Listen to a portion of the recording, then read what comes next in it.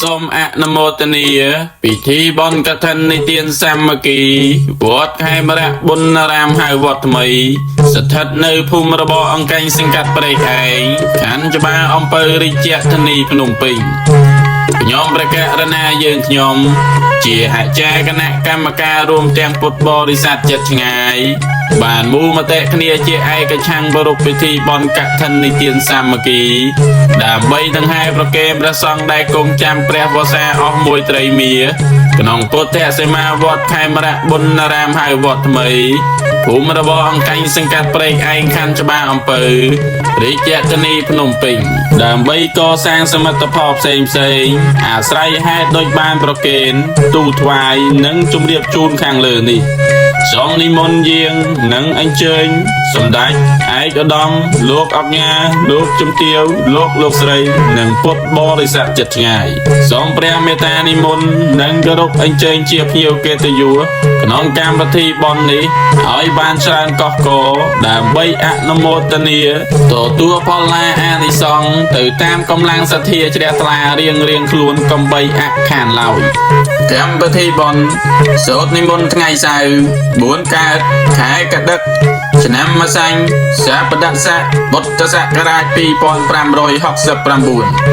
ត្រូវនៅថ្ងៃទី25ខែតុលាឆ្នាំ2025វេលាម៉ោង 3:30 នាទីរសៀលជួបជុំពុទ្ធបរិស័ទចិត្តឆ្ងាយទាំងអស់និងប្រារព្ធពិធីបុណ្យសែនក្រុងប៉ាលីវេលាម៉ោង 4:00 នាទីរសៀលធ្វើបទនមស្ការព្រះរតនត្រ័យសមាទានសិលនិមន្តព្រះសង្ឃចម្រើនព្រះបរិត្តវេលាម៉ោង 5:00 នាទីរងាចនិមន្តព្រះសង្ឃមួយអង្គសម្ដែងព្រះធម៌ទេសនាដល់ព្រឹកថ្ងៃអាទិត្យ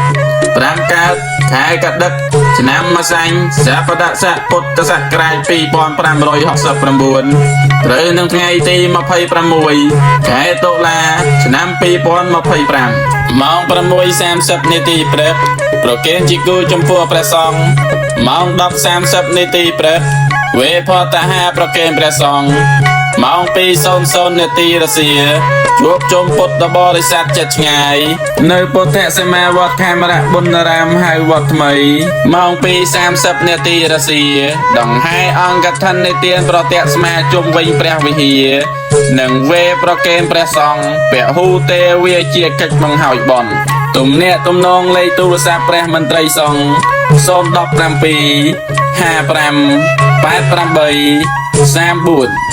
066 55 88 34 093 55 88 34ទំនាក់ទំនងលេខទូរស័ព្ទលោកអាចារ្យព្រែក066 39 55 39សូមអរគុណនិងអរព្រះគុណ